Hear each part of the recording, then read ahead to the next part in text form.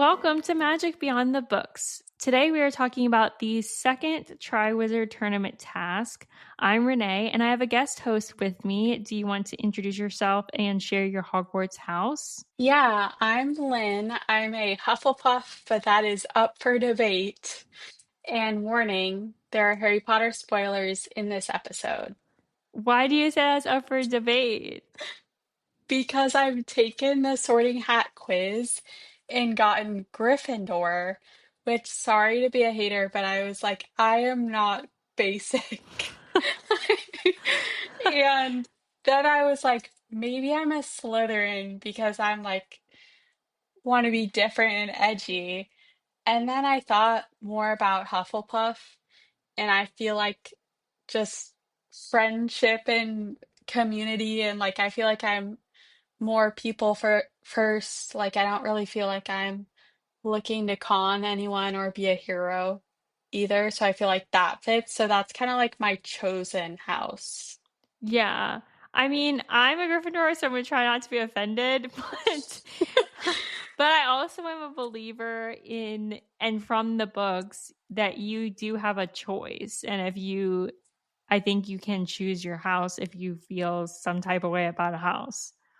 Yeah, I wasn't sure what the philosophy is, honestly, with fans, if they're going based off of the Sorting Hat quiz and what it gives them or what's chosen. I'd be curious to kind of know that.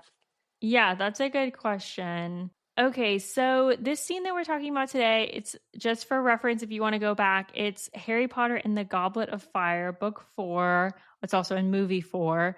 And the chapter is chapter 26. It's called The Second Task, and it's pages 489 to 508. We're not going to talk about the whole chapter. We're just going to talk specifically about like the task.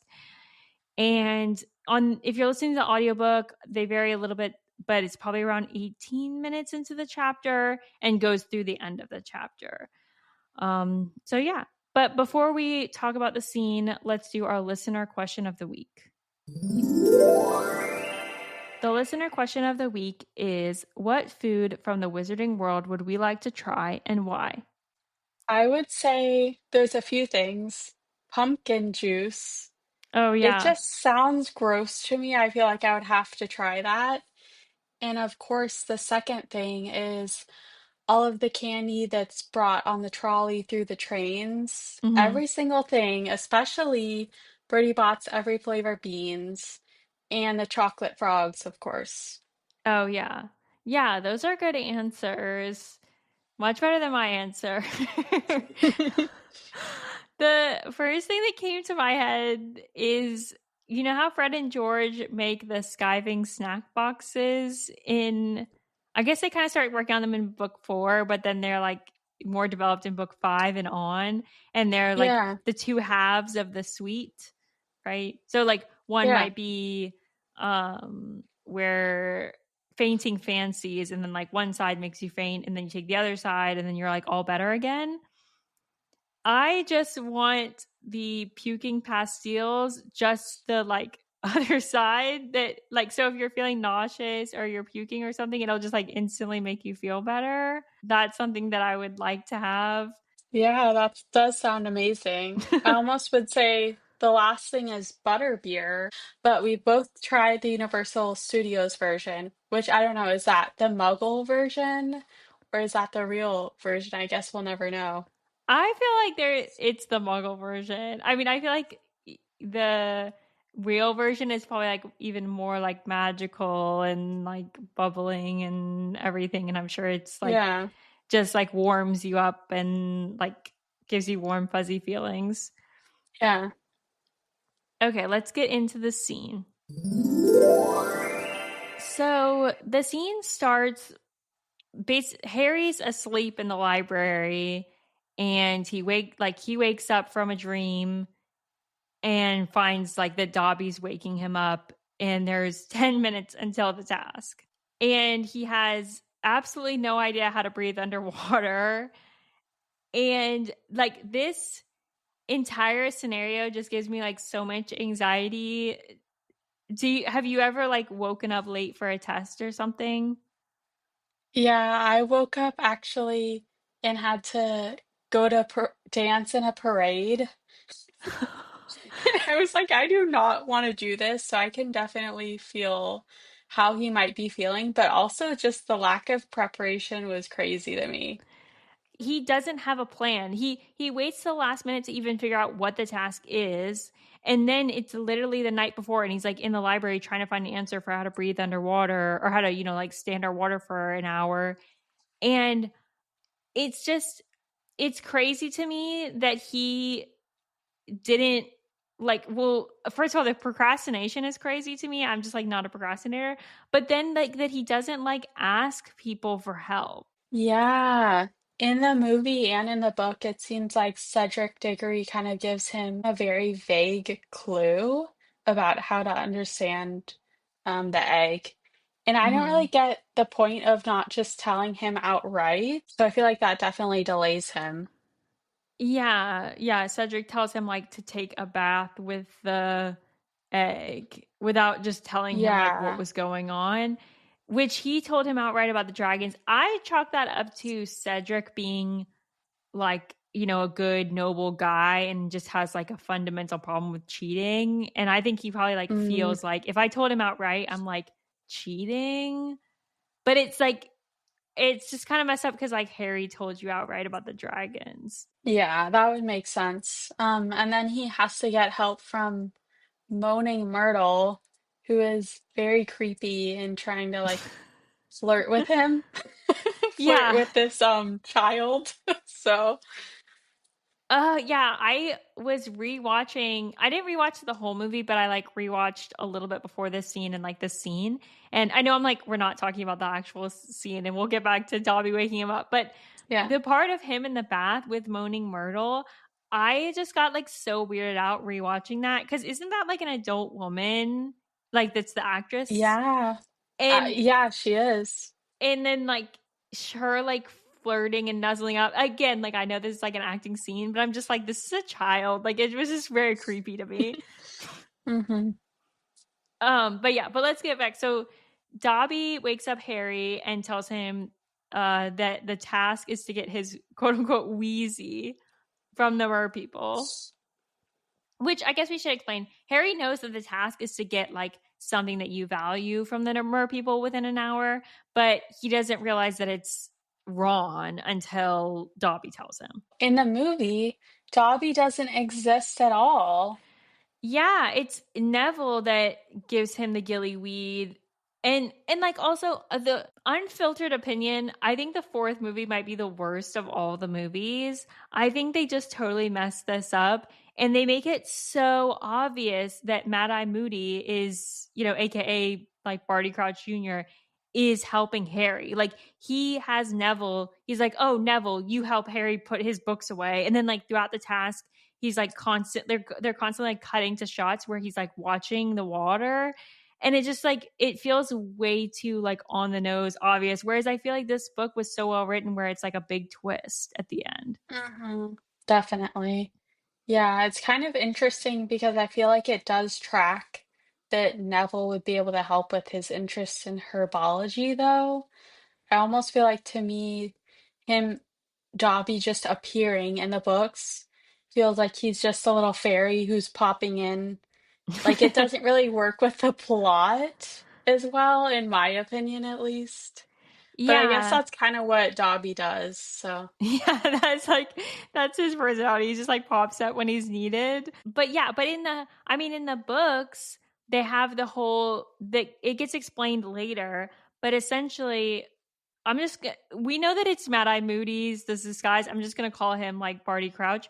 Barty mhm. Crouch no in the very like way early on in the book he gives Neville a book about like water plants or something and plants that on Neville, and the plan was always that oh Neville lives in the same dorm as Harry will ask anyone and everyone for help and Neville will have the answer right there. That was always his plan, which makes total sense. But then Harry doesn't ask people for help apparently, Mm, so he stages this like him and Barty Crouch and McGonagall have this conversation in the staff room that he stages where he like loudly talks about, oh, you know, if I were in the task, I would use gillyweed, like while Dobby's, you know, cleaning up the room. So I think this is like, again, like maybe Neville would have made more sense, but I like that like we're getting kind of the background of that his plans didn't just all work perfectly, right? Like some things Yeah. he had to like try one attempt and then that didn't work and he had to like shift his strategy. Yeah, definitely. But since you do bring up the movie, so when like Neville does give him the gillyweed, I just thought it seems so like weird, like a drug deal or something. Cause they're walking to the lake and Harry's like, you know, come on, like you got the stuff for me. And like Neville's like, yeah, here you go. Like, I don't know how it's gonna be. And Harry's like, what do you mean? Like, I don't, it's just like, he was so like, just weird. It like the whole conversation was just like weird to me and felt very like drug dealy. That's so funny because I didn't read it as that. I just like read it as him being worried about like helping him and like interfering with it. But it's definitely just kind of funny because Neville's just kind of like a goofy kid, and I feel like he just feels like bad for breaking any rules. Yeah, I guess that makes sense. That's why they're like being all like secretive about it. Yeah. But in the books and in the movies, there's no like lateness. Like he's just like strolling down with the rest of the people versus Mm. in the book it's like more frantic, which I feel like makes more sense with how he like believes the Mer song is real and feels much more like urgent. Like imagine like, you know, when you like have a nightmare or something and you wake up, when you first wake up, you kind of like feel like the nightmare is still like real. Like you haven't like Yeah. kind of settled into the reality of like I'm safe, I'm fine, like it's not that hectic. So like he just wakes up, gets told that Ron's being like held hostage and sprints to the lake and then like goes in. So he doesn't really have the time to be like, wait a minute, like it's not, it's not that serious. Yeah. Where was this? I get that he's urgent about saving Ron, which we'll circle back to the saving them part. But I just think it's funny because where was this urgency when he had to figure out how he was going to breathe underwater for a whole hour? I know. Like he when he wakes up before Dobby like, you know, gives him the gillyweed, he's even thinking like I'm too late, I didn't find a solution. And it just feels like wouldn't you I don't know, I feel like wouldn't you have this like pressure on you because the whole school is going to be there. Like I would feel like I have to find a way. Like I'm going to like ask a teacher Yeah. for help. I'm going to like even if the teacher can't help you, I would be like, can you at least tell me where I need to look or like what's the type of thing I should be looking for cuz I'm just totally lost. Yeah, you would just not be able to complete the task like by any means. So that would definitely stress me out. Yeah, this whole I'm the kind of person like over prepares for everything and I get like test anxiety, so I'm just I would never in a million years be like not have a plan like weeks in advance for having to breathe underwater. Yeah. So he gets there and, you know, Percy kind of scolds him for being late. But Ludo Bagman, of course, is wheeling and dealing, betting on Harry. So he's like, it's okay, like, catch your breath. Oh, yeah, I made a note too. Like, Percy's there because Barty Crouch Sr. at this point is like not showing up to things. But that, of course, that whole like storyline wasn't even in the movies. Like, Percy isn't even there. So what age is Percy at this time? He's got to be like 17, 18. He's like just, I think he graduated the year before, right? Or the year or two before. You would know better than me, but I did think it was weird that he wasn't in the movie at all. Yeah, I think Percy's whole like character arc really isn't like in the movies from my memory. But Yeah. yeah, I'm thinking back like, yeah, he was definitely there in the third book. So this is literally his first year like in the workforce. Yeah. Gotcha. Okay. Yeah, and also Ludo Bagman, I believe, is not present because Dumbledore was doing the announcing of starting the games Yeah, Ludo in the movie Bagman's as well. whole character like isn't in the movie at all. Like they just kind of give his parts to like Dumbledore, or I think they have the like him at the Triwizard, or not the Triwizard, at the Quidditch World Cup. Doesn't like uh Cornelius Fudge commentate instead or something? Or I don't even know if they show the game much. Yeah, I think so. But yeah, yeah, this is again like the movie. You have the whole like red herring of Ludo Bagman seeming suspicious, which throws the suspicion off of Moody, and you don't know about like Barty Crouch Jr. being alive and stuff. Like I feel like the movie just like this was such a good book for it being like one of those like classic twists, just like the book before with like Sirius Black. And then I feel like the Hmm. movie just is like, yeah, we're gonna make it where it's abundantly clear that Moody's up to something and Yeah. take out Ludo altogether. Yeah, basically. So in the movies too, they're like on a barge, I guess you might call it, and they jump off of that little like boardwalk. But in the books, I think they're just kind of like at the water's edge because Ludo like kind of spaces them out like at the water, and they're not like jumping into water, they're kind of like able to walk in. It's like going to the edge of a lake and like slowly walking in, right? Yeah. Um, and Ludo kind of quickly announces the task to the audience, and then like again, like what I guess he's like doing commentary, but like what do you comment on? Because like you can't see anything. Like, That's what I was thinking about, even the first task with the dragons and this one. Why wouldn't they have flying cameras, aka drones to muggles? But like, why wouldn't they have this, at least for the dragons, and underwater as well? Like, it could definitely be something that you could make a camera fly, like, or swim, mm-hmm. you know? Well, yeah, in the last task, they're just in a maze that no one can see. Like, why would you not? The dragons one in the movie they're like flying all over the campus, but in the book it's like in a contained like stadium, so like that Oh, one okay, I think they gotcha. can see a little bit better, but the other two they can't see at all, and I just don't understand why would there not be like something where they could see like it, like the maze. What if you position the audience where they're like overhead and they can see down into the maze? Yes. What's the point of showing up, you That's what know? I'm saying. And I listened to a podcast on this. Okay, so the podcast, to give credit to them, it's the Mugglecast podcast, and the episode is "Are you available to be stolen this Friday?" That's the name of the episode. And they pointed out, they said, this second task is happening in February, okay? And Hogwarts is located in Scotland. February in Scotland is 42 degrees Fahrenheit or 5 degrees Celsius.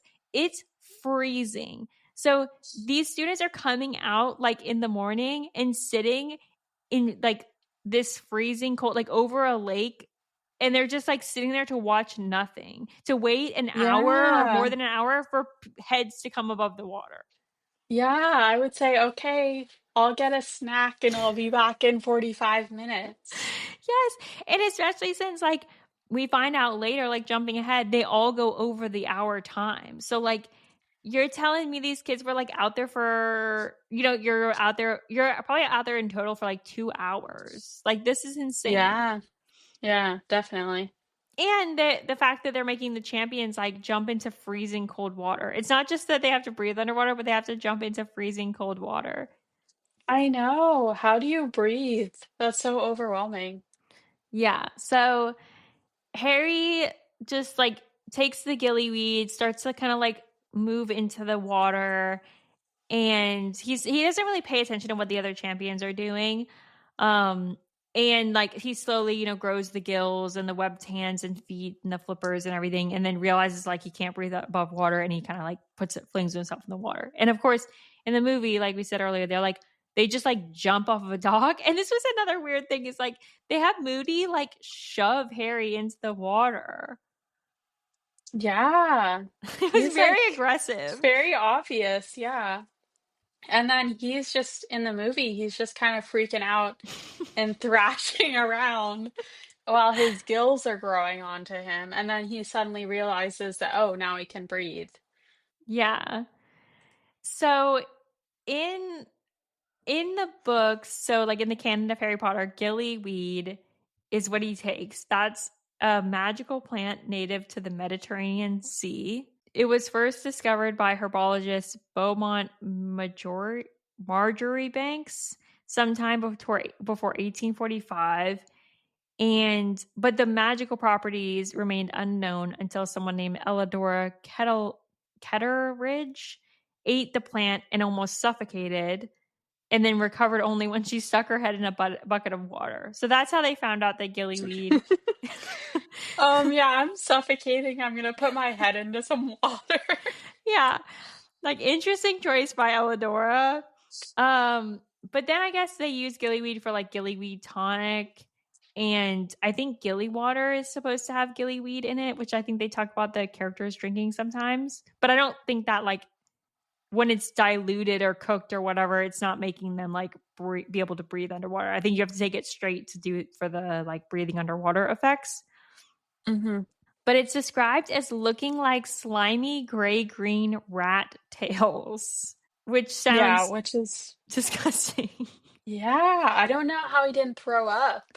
Yeah, and the if you want like a visual, well, I'll share some stuff on our Instagram, but in the books, the chapter, like how the chapters have the little like illustration at the top, there's an illustration of gillyweed, and it's like this ball of like little wriggly moving things. It does look like rat tails in the illustration on the book, and I need to know what this texture was like. It's probably terrible. I'm picturing the texture and like slimy, weird feeling of like a rat tail. Like it sounds, Ugh. yeah, it sounds really bad. And Yeah. but anyway, what if you're able to get it down? You get you. It's not that just like your body physically changes. Like so, you get gills on your neck.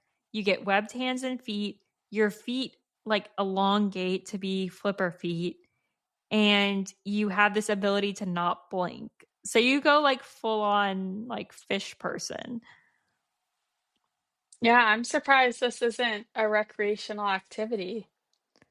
I guess that's true. Yeah, like what do people like do wizards?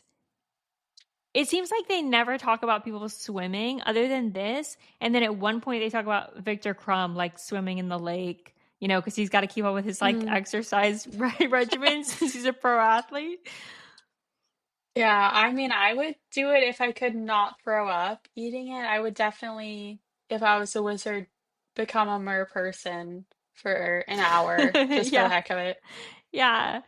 I wonder if you can like eat more while you're underwater to extend your time, or do you have to like come back up? That's interesting, yeah.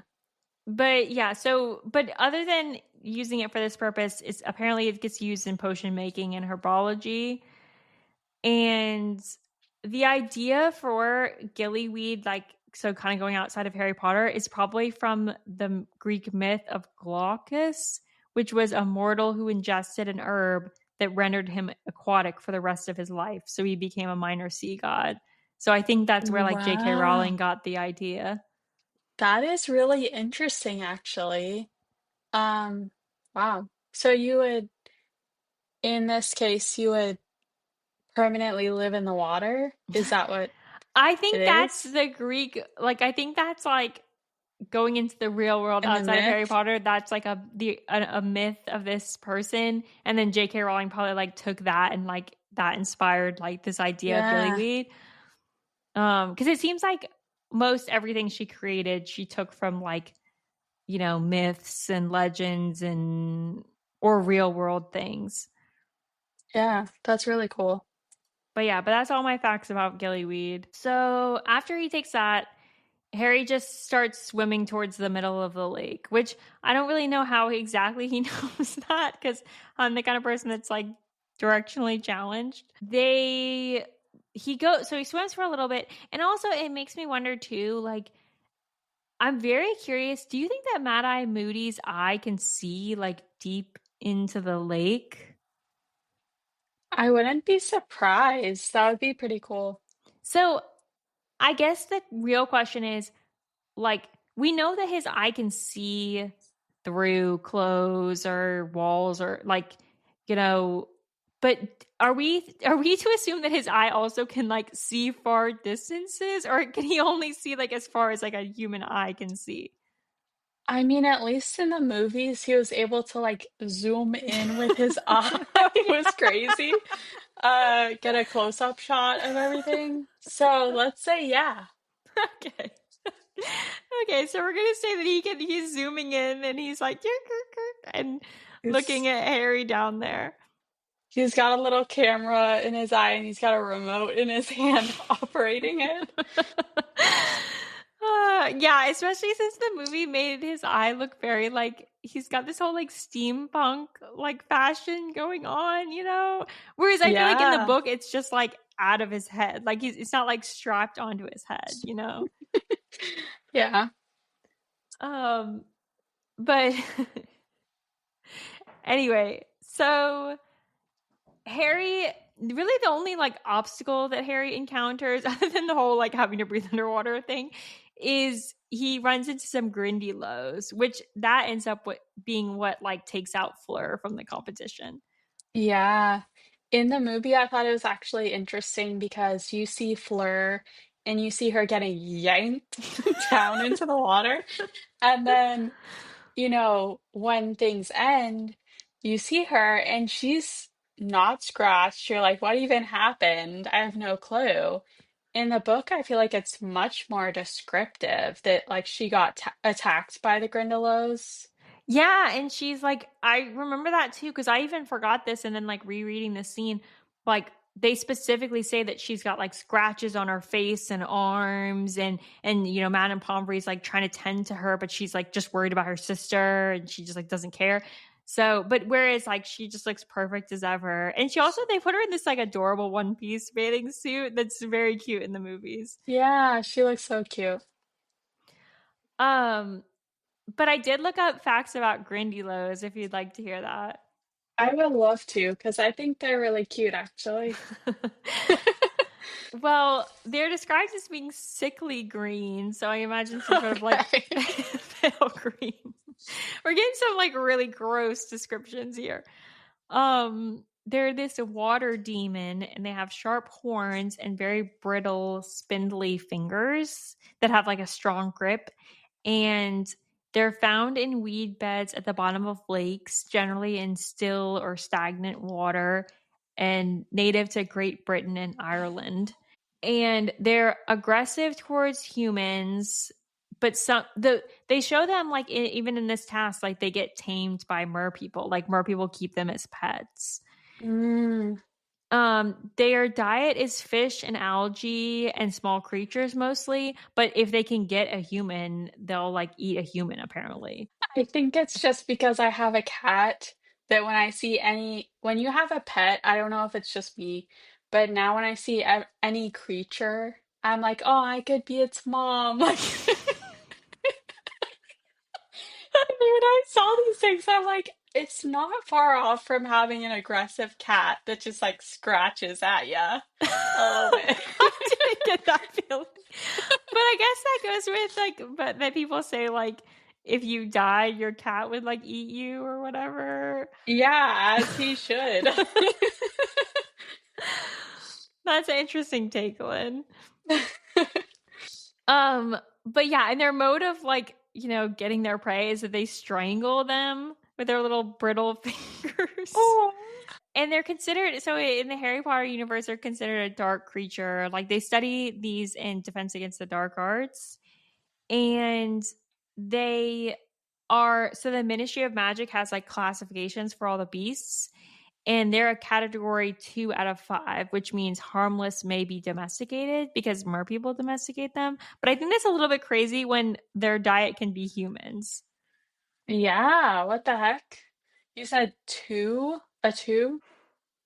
Yeah, a 2 out of 5. Make that a 5 out of 5.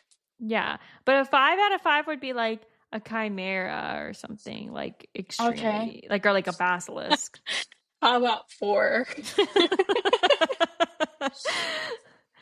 But yeah, but that's all my Grindylow facts. Nice. Those are fun facts. So Fleur 0, Grindylows 1. Mhm. But Harry gets past them, and then lo and behold, who does Harry run into in the water? None other than Moaning Myrtle. Oh gosh. She's back again. She's too much. Yeah, Girl, find a hobby, honestly. Myrtle appears and basically is great in this occurrence because she just like helps Harry. She's just like, yeah, go that way. The more people over Hmm. there. Which is also interesting too, is like, I guess this is a wild fun fact that they never address again, is that like ghosts can just like go swim in the water and like talk underwater and everything. Yeah. Sounds like a good deal, honestly. Because he in the books they describe it as him not even being able to talk. Like Yeah. every time it just comes out like like I'm trying to imitate a gurgle, but like gurgle, gurgle, gurgle. Like Lynn, you that's should what it definitely sounds do the like. audiobook. So Yeah, but yeah, I think it's like your typical, like if you go underwater and talk, it's just gonna come out like bubbles. do you remember, did we do this where we would go when we were at the pool, go underwater and try to scream as loud as we can? Like, didn't we do that? Or am I crazy? I don't know about screaming as loud as you could. I feel like we would like go underwater and you'd say like Harry Potter. You'd be like, okay, Harry Potter's the word. I'm gonna go underwater and say Harry Potter and see if like the other person can guess it, right? Yes, I remember that. Yeah, we would try to say words. I think as an adult, I cannot. As an adult, my thing has been like, how loud can I scream underwater? But yeah, Harry is definitely struggling because I think that he can like hardly get any spells out. Oh yeah, that's true. We should have mentioned that with the Grindylows. I don't even think he's able to really. He's not at the point where he's at nonverbal spells. So I think he's like kind of trying to do spells, but like they're not fully working, or they're like kind of working. Hmm. Um, but nevertheless, like it's effective enough. But yeah, he doesn't like use a lot of magic. Like you would think you would want to use magic to like propel yourself faster or something. That's such a good point. I didn't even think about that. Because, Ru- yeah, you wouldn't want to be, because they say, I believe in the books, they say he spends 20 minutes just swimming to try and find them. And yeah, that's just like such a long, that's so long and exhausting. Yeah, to like swim. Like I mean we don't really know like what's taking the other champions so long and what they're doing. And this is what makes me go back to like the Mad-Eye Moody thing. Like is Mad-Eye like intentionally like secretly doing spells to prevent other things from getting in his path? Kind of like how he does in the maze, we know he like makes sure there's less things in his path. So it's like I'm just wondering, why does it take the older, more skilled champions longer? Is it because like they have more obstacles? Like I don't think we get a breakdown, but I'm wondering if they hit way more things than Harry did, like if his path was made to be clear. Yeah, that would make sense because don't they all arrive at the people later than he does? Yeah. Like he's So, in the and plus in the movies it's like he gets to the people, he looks around and then like bam, Cedric's there. Or I and versus yeah, like the in the books it's like he gets to the people and he's like sitting there, he's looking around, no sign of the other champions. He's like uh waiting, like no sign of anyone, no sign of anyone. And then that's when he's like kind of starts to try to get other people untied. yeah, yeah, that's definitely suspicious then. That's what I'm thinking. Like I again, like why did we not? And then also like at the end, Dumbledore just gets the story from the merpeople as to what happened. Like, and then all the other Mm. judges have to go off of what he says. Like you would think even at least the judges would like be underwater to watch them or something. That's another, yeah, that's another thing that bothers me also about the mer people is that in the movies, they don't talk, and in the book, they're fully talking to Harry and, of course, Dumbledore at the end. I thought that was really strange because they kind of make them into the movie into more of creatures. Hmm. Like, of course, they're creatures, but they don't really have like the ability of speech, it seems, in the movies. Yeah, which is weird because like the whole thing is that they're singing this song that you can hear underwater. Yeah, it And that is they're weird. like and they are like they're not magical as in the sense like they don't use wands and stuff, but they are intelligent. Like they're not they have maybe near human intelligence, maybe more intelligent than humans. I don't know. Like they can they can domesticate grindylows and humans haven't figured that out. So like Yeah. maybe they are superior. Um but yeah, the movies like cuz the movies they don't say anything to him, right? So he goes and tries to save Hermione, I believe, and I think they deter him from doing that, of course, in the books and the movies at first. And I forget how he I should remember this because I just watched it yesterday, but I forget if they say anything in the movie or they just attack him. But I highly doubt they say anything because I don't really remember that. I feel like I just remember them screeching at him and like going at him. Yeah.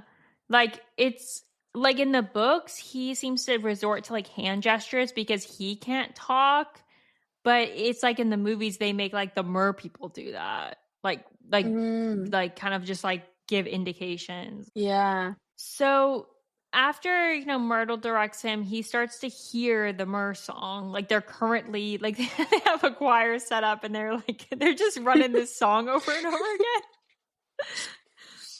Yeah, the director is ready. Is one, two, three, and and telling them also giving them a timer of like you have 30 minutes. Like they saying much better than that, but that's what they say basically. Well, yeah, that's true. The song changes. It's not they're not singing it because when he hears it, they're saying an hour long you'll have to look and to recover what we took. Your time's half gone, so tarry not, lest what you seek stays here to rot.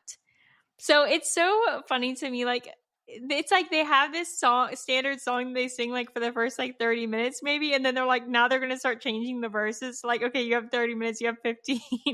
Yeah, they're creative. What can I say? And also, oh, the other thing in your notes is that they supposedly the mer people live in a village square and they're kind of standing in front of their houses or something like that. Hmm. And I kind of also wish that was in the movie just because it would have made them more interesting as well. Like they're kind of like living their lives like humans are, but just underwater. Yeah, like well, in the books, it's like there's this whole mural they have, and then he's passing residences where like there's a grindylow tied up like outside, like some people would have like a dog, like, and they have he's seeing all these houses, and then he gets to the village square, and then in the square there's a statue.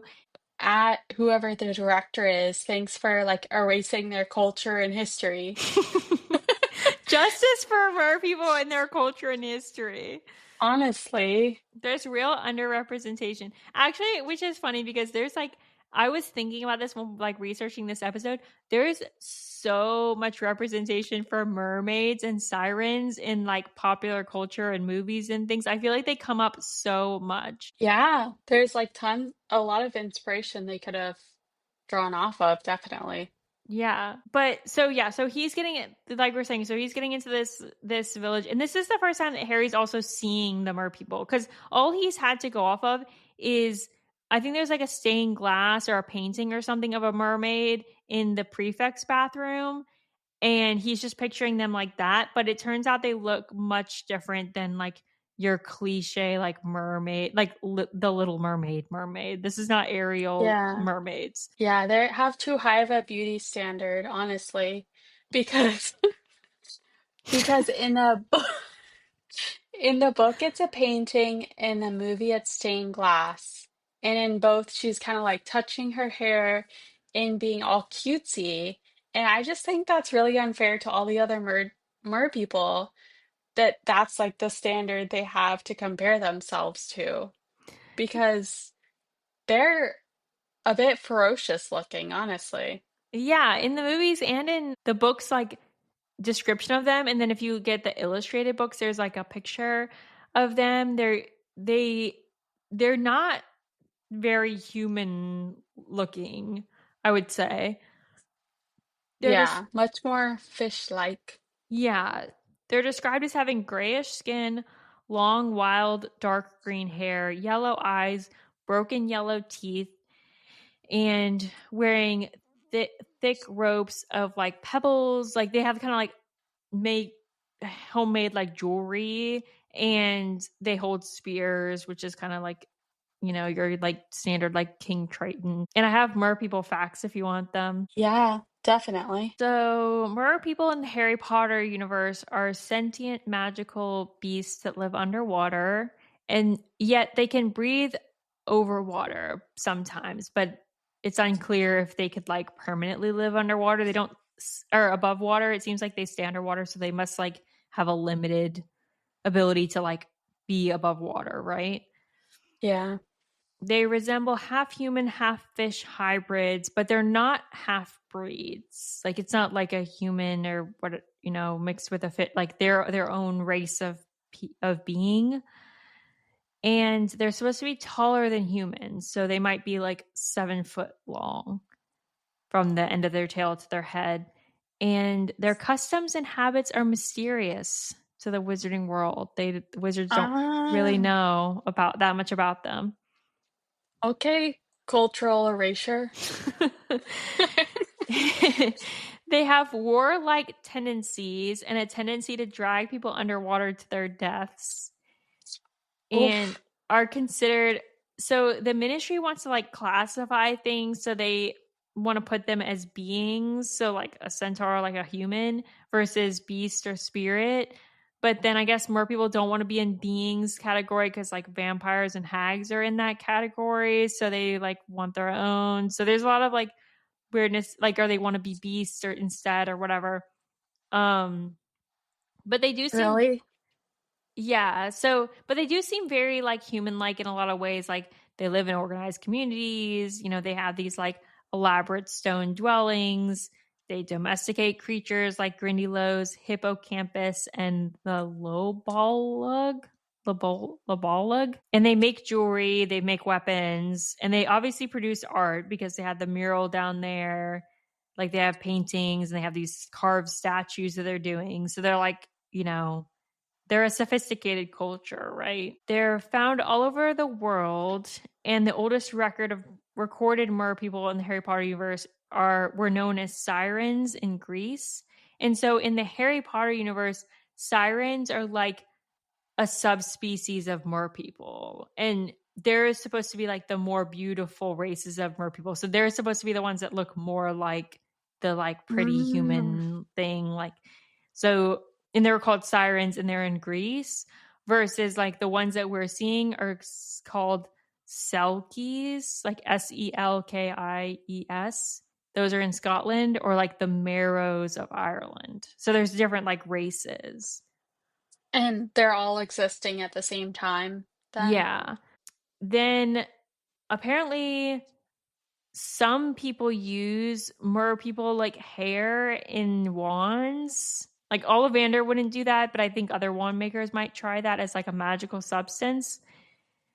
And Umbridge tried to have the merpeople when she was at the ministry. She tried to have them rounded up and tagged, but What? yeah, like you would tag like animals. And but then this was never put into effect because obviously like, it's just kind of like a ludicrous idea. This isn't SeaWorld Umbridge, okay?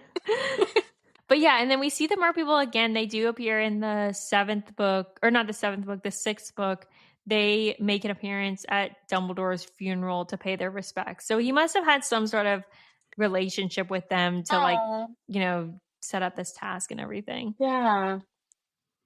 But this got me curious too about like what's the real world like, because like I said, you see mermaids and sirens, and sometimes sirens are like mermaids, sometimes they're not, like in different pieces of art and culture and things that you see. Like, what would they be? is what you're saying? Yeah, or just like where did this even come from? Because it seems so prevalent in movies Yeah, and things. I think it's really interesting. Haven't you heard maybe that some people thought that manatees were thought to be mermaids or something like that, or sirens? But I'm Maybe. like, they got the body shape of a potato, so I don't know about that. I know. Yeah, when I looked online, apparently this is so again, this is like stepping out of Harry Potter into like real world legends and myths. The origins of the mermaid myth are supposed to come from the Middle East and Greece, which the one of the earliest recorded like mermaid myth was from Syria. It's a a Targatus. It was a goddess associated with fertility and protection who like became a mermaid after accidentally causing the death of her lover. That's the legend from Syria. Mm. But in Mesopotamia, there was a figure, Oannes, that was a half fish, half human deity in like Babylonian mythology. And Oannes would emerge from the sea to teach humans. But then in That's Greek interesting. mythology, they had like the sirens, right? But the sirens started out as this like bird woman. And sometimes I've seen it illustrated that way, like it's a half bird, half woman. And then I think they gradually became associated with fish. And then you have the whole like enchanting voices, luring sailors to their deaths. Yeah, I feel like part of the legend is kind of from sailors being honestly delirious from being at sea as well. That's what I think it's probably that sailors were delirious and malnourished and having some sort of like visions, or you like see a fish that looks weird, or you see like a dolphin or something. I don't know. Um, You're just like, that's kind of a nice looking fish. yeah, I think the best, I mean, my personal favorite, like, trope or whatever about mermaids and sirens is the whole like luring men to their deaths. Yeah. I don't know. I guess like in the Harry Potter universe though, it seems like Vila kind of do that. And they're like a totally separate species, right? Can you remind me what those are? Fleur is part Vila. Those are and they use them as mascots in the Quidditch World Cup. They look like beautiful women, and they like, but when they sing, men kind of are in a trance, or anyone that's attracted to women, and then when they get angry they turn into this like bird like scary creature. Oh, nice. I like that. So I don't know if in the Harry Potter universe Vila and mermaids are supposed to be connected or not, but overall, I mean when you think of mermaids, what do you picture like outside of Harry Potter? I feel like when you think of mermaids, you think of usually a woman and them being like very beautiful, like having long hair and like kind of like being curious about humans like peeking out. Mm. Yeah, there's definitely a lot of representation, such as also H2O. Yes. But those they were nice. They were nice mermaids, of course. So Yeah, but in H2O, they were just that was like interesting because they were just humans that if like a splash of water got on them, they became mermaids. yeah, that's wild to me. I just They don't had understand. a How did they wash their hands? How did they like take a shower? they didn't. They were just really dirty. Yeah, and I feel like Aquamarine, that movie from back, we're like, these are some old references, so the kids probably don't know what we're talking about. But Aquamarine, I think, and even like the Little Mermaid, I feel like there's a lot of like transforming from like human to mermaid. Yeah. Yeah, which is why I think it's interesting that the idea of taking the gillyweed and being able to transform. So it's kind of similar to these other like transformations you see in other movies and shows and books. Yeah, but yeah, where were we with the scene? So Oh gosh, I think. we were at like him getting there before everyone and having to interact with the merpeople. Yeah, okay. So yeah, so he gets there. There's obviously four people tied, which are Ron, Cho, Hermione, and Gabrielle, which I mean Harry knows three of them, and then Gabrielle, I think he just pretty quickly puts two and two together that that must be Fleur's sister. Yeah. Which is so sneaky of the Triwizard tournament people to be like, oh, yes, like we're gonna have a dance and we'll see who invites who, and then like use that like against them. Honestly, I feel like that has a chance to be so embarrassing because what if that's your situationship that's down there? Well, clearly Fleur went with a situationship. She went with Roger Davies, and he's not down there, but her sister Yeah, is. yeah. But Cho is down there, and I feel like how long has she been with Cedric?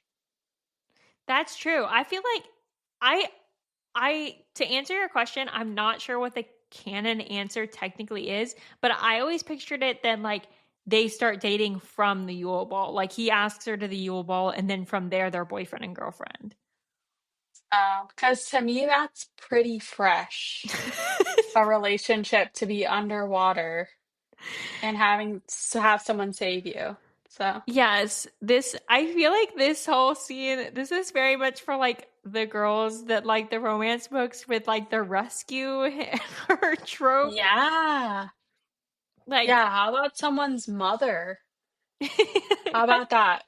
Up the stakes. I just like how Viktor Krum has a crush on Hermione. Hermione's down there. Cedric Diggory has a crush on Cho. Cho's down there. They're like, for Fleur and Harry, they're like, look, Harry, we know. Let's be real. Let's be real. Who do you really have a crush on? It's Ron. Yeah, they're like, this guy really doesn't have any game, so we're just gonna go with his best friend. What makes it even funnier is like he ends up marrying like the female version of Ron. Yeah. And then Fleur, like I've always wondered this. They say that Fleur's sister is like really young. They say no older than 8 years old, Yeah. which makes me think I'm like, they had to bring Gabrielle here for this task. Like, she wasn't brought here because she's not eligible for the tournament. Or was she brought here and she's been here all along and she's just here just to watch Fleur? I don't know. I feel like they brought her with the whole school, but the fact is also that everyone is children, like not just Gabrielle. Yeah, I mean, that's true. Like Ron and Hermione are like 14, 15, maybe. Cho's a little bit Yeah. older. But I just think, I guess in my head, maybe I'm just making this up, but I always assumed that all the people from Durmstrang and all the people from Beauxbaton were only people that were 17 and up that were eligible for the tournament and wanted to enter the tournament because like their whole rest of their school is still like at school, and then their headmasters just brought a select group of students to compete, right? Yeah. So like with if that's the canon, then there's no reason why Gabrielle would be there. She's too young to even be in school anyway. Yeah, definitely. Yeah. So I thought this was just like so crazy that they just brought in like Fleur doesn't have like a best friend that's with her from Beauxbaton. I guess not, but it's kind of interesting because they find out that like, they weren't in any danger. In the books, they do. That Yeah. like, oh, they were going to be fine. They were going to save them. And Harry's feeling like kind of dumb for what essentially happens. So, Yeah. But yeah, which but it seems like Fleur kind of was in Harry's camp because she's like distraught. But maybe we'll get to that at the end. But it seemed yeah. to me, it seems like Viktor and Cedric were like, this is just a game. It's not that serious. But Fleur and Harry were like, my hostage is going to die. Yes, definitely. Yeah, after Cedric, Victor kind of like zooms in with Yeah. his half shark. And in the book, they're like, it was a really bad transfiguration. In the movie, they don't even say anything, but in the book, they're like, "Yeah, this guy's a dum dum." Like, Okay, maybe I'm just like a Victor, like pro Victor. I feel like I'm always like rooting for him for some reason. But Victor tried to transform himself into a shark. That is like severely advanced magic. Like they talk about how like human transfiguration is like way up there. So and then the other two just did like a bubble head like charm, which I don't think is supposed to be super advanced. It seems like I know that like he did a bad job, but it seems like he like kind of like, what do they say, like shoot for the moon, you'll land amongst the stars. Like yeah, he really shot his shot and still it was able to be effective. So I kind of feel like he should like get a little bit more like props. it did end up helping him because it scared away the mer people. And so he scared away the mer people, and he probably scared away the grindylows as well. So it kind of was effective. I just think it's funny that in the book they're like, yeah, um, they're like, yeah, he did not do a good job. Yeah, they're they're like, we're gonna give Harry more points than him, even though Harry, like, I know he didn't do this, but he just stole this ingredient from the potion. Like, he didn't even do advanced magic. He stole an ingredient and ate it. And that was like what he did for his like breathing Yeah, underwater. justice for Krum, honestly. That's what I'm saying. Justice for Viktor Krum. Krum comes and takes Hermione. Harry kind of helps him because he's like snapping it the um whatever the ropes, and Harry like hands him a stone. And then Harry's just kind of like waiting for a while, and Fleur isn't showing up, and he's worried. So he pulls his wand out on the merpeople. Again, this is when Harry remembers that he's a wizard, and he threatens the merpeople. He's like, he does this. This is very like kindergarten teacher to me. He does the countdown. He goes, "You've got 3 seconds." He does the kindergarten countdown for them. So he's like, "Okay, 3, 2," and when your teacher's about to get to one or your mom's about to get to one, you gotta like get your ass in order. Yeah. Yeah, he's serious. He means business. Yeah, and they note that like the mer people seem afraid of the wand, and that Harry kind of like recognizes that they must not, they're not like magical in that way, that they would like know how to, they're not pulling out their own wands or anything. Yeah, and they must have had people do magic on them before too, if they're afraid of it. I know, which is sad, like that Yeah. they've probably had like bad wizards try to come after them. And they scatter, and Harry just cuts free Fleur's sister Gabrielle and swims up with Ron and Gabrielle. And this is where it's like a little bit different from the movies to the books. In the movie, this is where the grindylows attack Harry, because they don't attack him earlier, right? Yeah, they don't in the movie. And then so he's like fighting them off. Whereas in the book, the challenge here is that he's like the gillyweed is wearing off and he can't breathe. So either way, he's just Mm. like struggling to get up. But in the books, the mer people are also like rising with Harry because he's the last champion in the water, right? So they're gonna like come up and swim with him. Aw, that's so cute.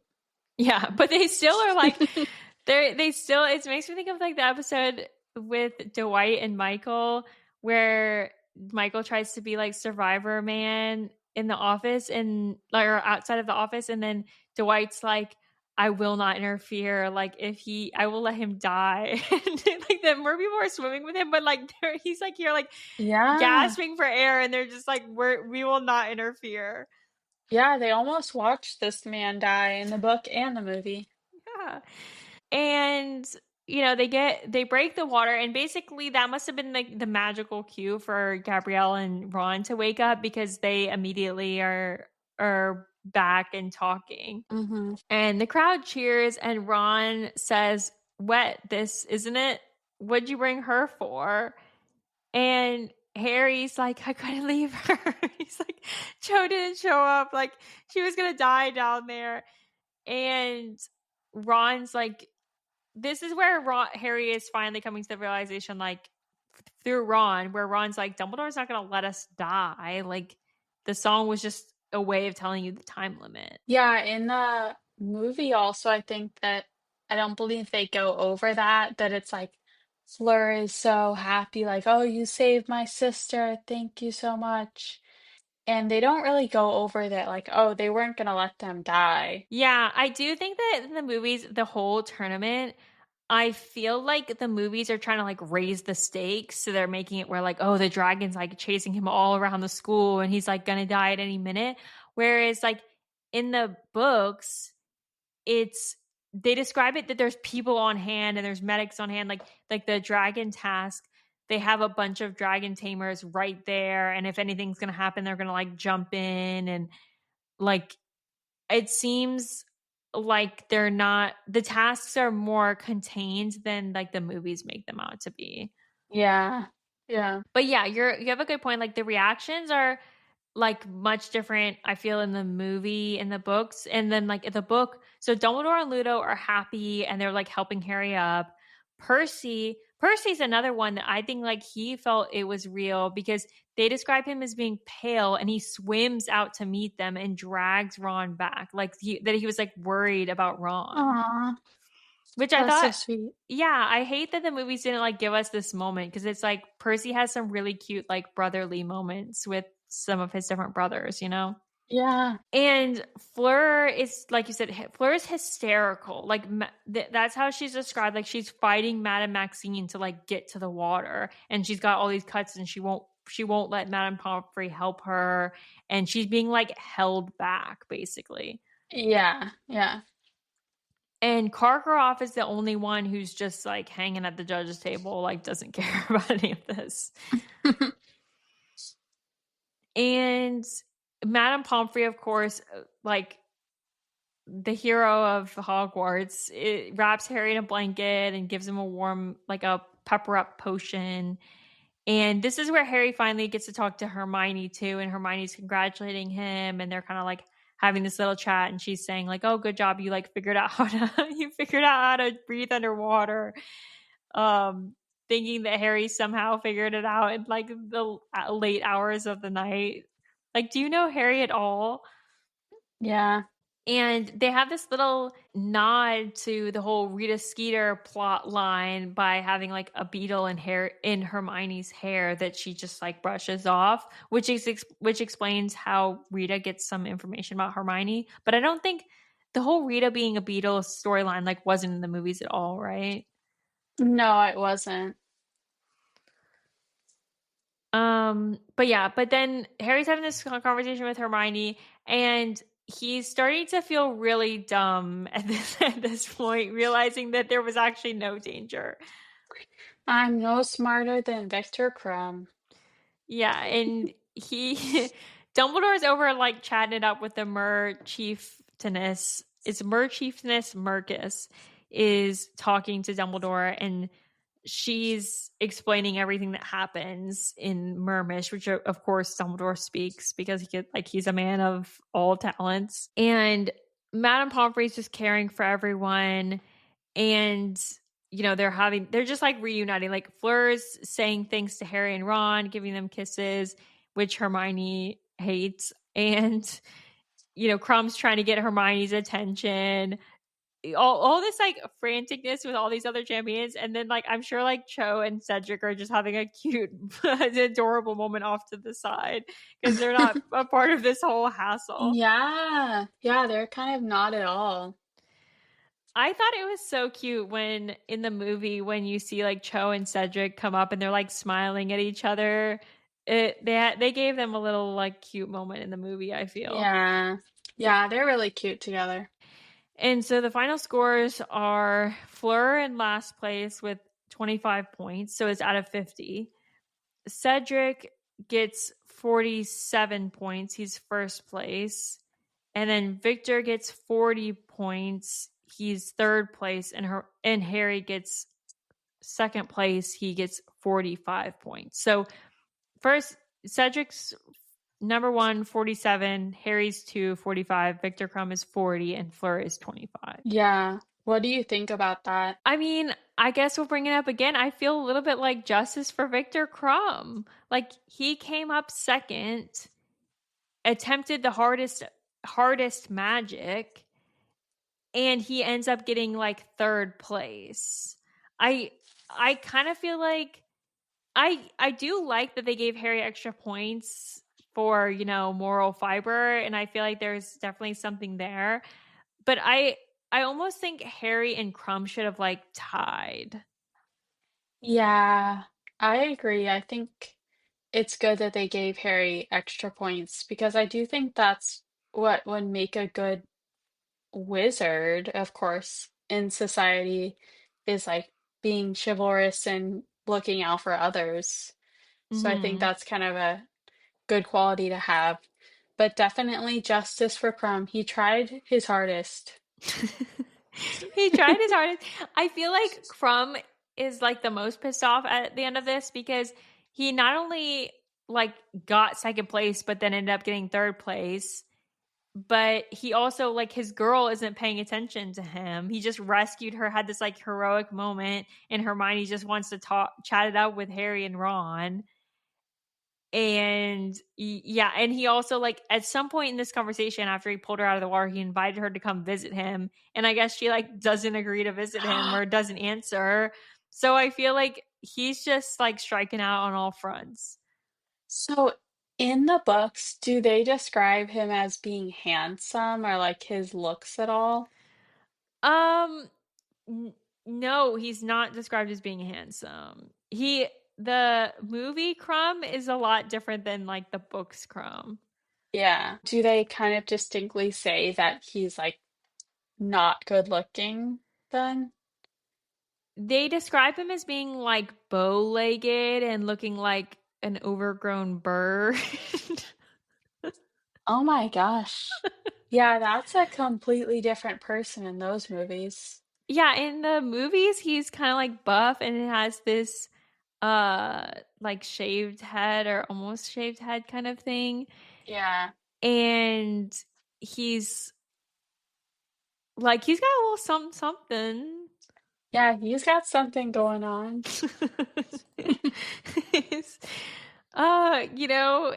he's got something. He doesn't, I feel like the books make him out like he's kind of awkward, and I don't get that from the movies. Like, I don't get the awkwardness so much. I feel like he's just kind of quiet in the movies. Like he's almost a bit of a background character.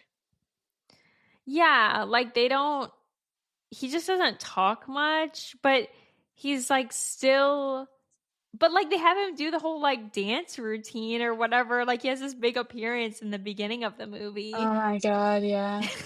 With their And staffs or whatever. yes, like they all like the musical number, whatever.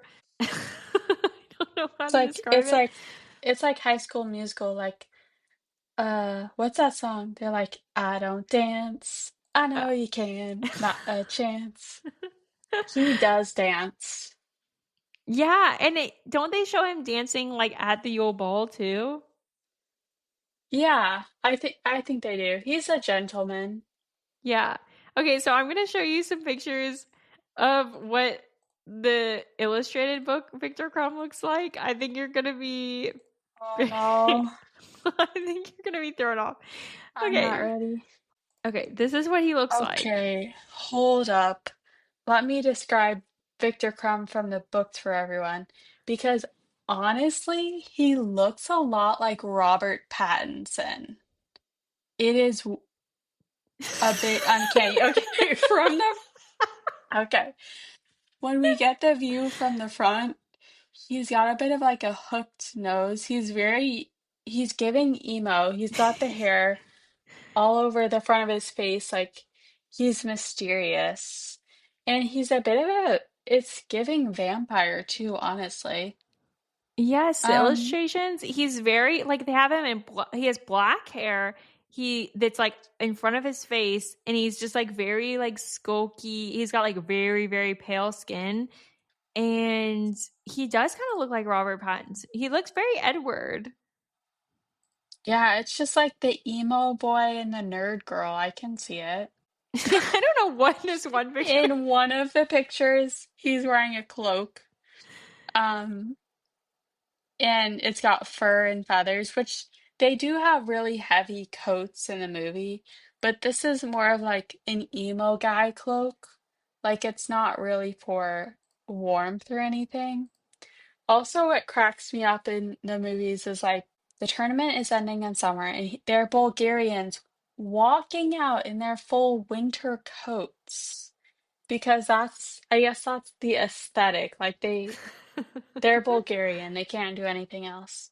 So yeah, in the illustration, he definitely looks like really skinny and emo. I don't know. It's giving like My Chemical Romance, right? Yeah, these are two different Viktor Krums. Yes, versus the movies, he's like kind of buff. And to be fair, it like he looks more like he would be a professional athlete in the movies. Like, So I looked this guy up, and he is actually Bulgarian, the actor, oh, okay, which I okay. thought was kind of cool. Yeah, there's a part in the movies where he's sitting next to a guy that has like slicked black hair, and that guy looks more like Viktor Krum from the books than He he does. does. Yeah. Viktor Krum in the movies is a jock. Yes. And in the books, I feel like they describe him like he's a pro athlete and he looks really like skilled on a broom, but then when he gets off the broom, it's like he's awkward and a little bit more like unsure of himself and Ah, that makes sense. but justice for Victor Crumb, as we've said before. He I Yeah, think was on emo Victor Crumb. the emo and the jock. Justice for them both. Yeah. Yeah, I mean that's pretty much how the scene ends. They get their scores. Ron, Hermione, and even Fleur are all cheering for Harry, whereas Crumb seems unhappy, which deservedly so. And the group walks back to the castle, and Harry decides that he is going to buy Dobby socks as a reward for his help. Mm. So, who was your hero of the scene? I would say if we're talking the book, Dobby, because how would Harry have gotten through this challenge without him? The movies, Neville. Okay, yeah. That's a smart way of thinking about it. I didn't even think about that. I put my hero of the scene as Harry because I feel like this is one of his very like classic hero scenes. Like, I've got to save everybody, got to make sure everyone's accounted for.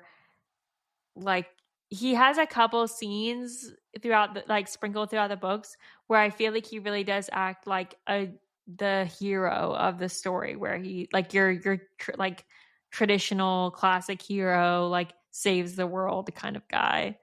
Like, it's a very brave and sweet moment of Harry's to think of everyone, right? Yeah, I think it really shows his character a lot. What was your favorite quote from the scene? My favorite was glurg glurg glurg glurg. Let me try that one more time. I need to get my best impression. Harry trying to do a spell and goes.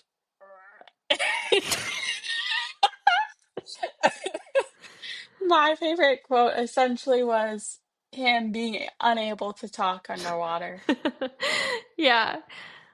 I didn't necessarily, I think I took this like in a more abstract way, and just like from this part of the book, the second task, I love like the riddles. Like, I think it makes me think that like every fantasy novel always has a lot of like songs and riddles and things. I feel like I'm reminded of like The Hobbit or Lord of the Rings, or recently I've been reading the A Court of Thorns and Roses, ACOTAR, and riddles and songs and things are like a part of all of those. And like, obviously later in the maze you get some riddles and things, but the Mer song that they have, I thought was like a good way of describing the task, and that you have to crack the egg open, you get this riddle, and then you have to figure out what that means.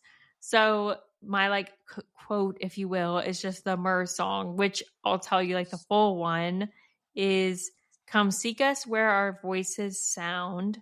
We cannot sing above the ground. And while you're searching, ponder this. We've taken what you'll sorely miss. An hour long you'll have to look and to recover what we took. But past an hour, the prospect's black. Too late, it's gone. It won't come back. Yeah, I agree. I think in the movie also they make it sound really pretty as well. Yeah, they have the song for it, which I do think that's one, like, I know we're like bashing the movie decisions, but credit to the movie, the way they make the song sound kind of like, is, is ethereal the right word? It feels Yeah, very mermaidy. yeah, definitely. But yeah, that pretty much wraps up the scene. Did you have anything else? No, just I love mermaids. All right. Well, on that note, we'll wrap up. Thank you for listening. Don't forget to rate and subscribe to the podcast wherever you are listening. Until next week, happy reading, happy listening, and may you always have a date for the Yule Ball.